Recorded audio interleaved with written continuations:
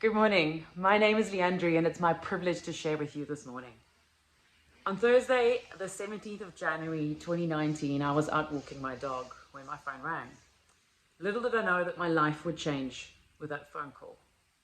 Now, before I continue, I just want to sort of make a side statement. And that is that life-changing events doesn't necessarily equate a turning point. That requires a choice or a decisive step or action following from it. When I answered my phone, it was my neighbor from Greyton. She called to give me the terrible news that my husband had passed away. Now, 3 things went through my head. The first was denial. This can't be happening. It's some terrible joke. The second thought was, what an awful phone call for her to have made. And the third thought was, God is going to bring great things from this. Now, before you think I'm some kind of saint, that was not it. That was God stepping in and saying to me, Leandri, you have a choice. You have a choice right here about how you're going to deal with what's about to happen to you. And after that, obviously, I collapsed to the ground and I cried and I rode the waves of the weeks that was waiting for me.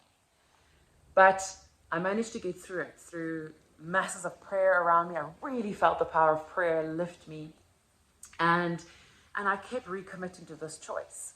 And I did so through journaling, through whether it's on a computer or on my notes app on my phone, and just writing and capturing.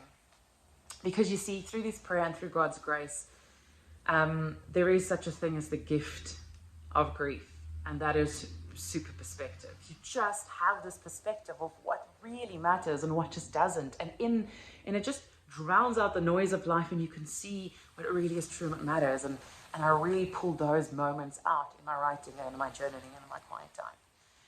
And I've always wanted to share this story or this process. And then when the sermon series came up, I felt it was the right one. And when I looked through this list of I pulled out these truth seeds, as I call them, and I listed them. Number 14 reads, I am Peter.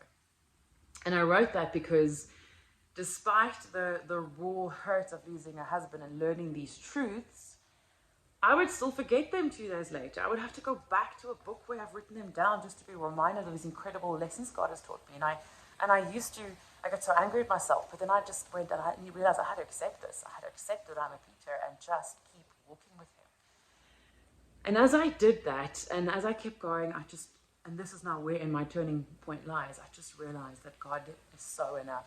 He is so enough. He can take the big gaping hole that is in your life that used to be your husband, that used to be your marriage, your relationship, and he can fill that and more. Sorry, hubby, if you're listening. And more. And as I was going through all these truth seeds, there was sort of it stood alone initially, but it sums it all up for me. And I'm going to read it to you quickly. It's from Oswald Chambers' The Utmost for His Highest. And he writes, we are not made for the mountains, for sunrises, or for the other beautiful attractions in life. These are intended for moments of inspiration. We are made for the valley. Now, when I read it the first time, it sounded a little bit gloomy, and I'm guilty of wanting to create a life on the mountaintops. I wanted to be in that space all the time. But in this process, I realized that life is fundamentally hard. Life is in the valley. It's tough. It's hard. It's a struggle. There's always something. But rather than it being this negative, oppressive feeling or thought, in the season that I entered and through God's grace and through his faithfulness, I realized that he is enough. And when you know he's enough and you know this truth, it's strangely freeing. It's strangely freeing to get up in the morning and know that I might not feel like it. I might not have the emotions of joy and happiness, but that I am complete.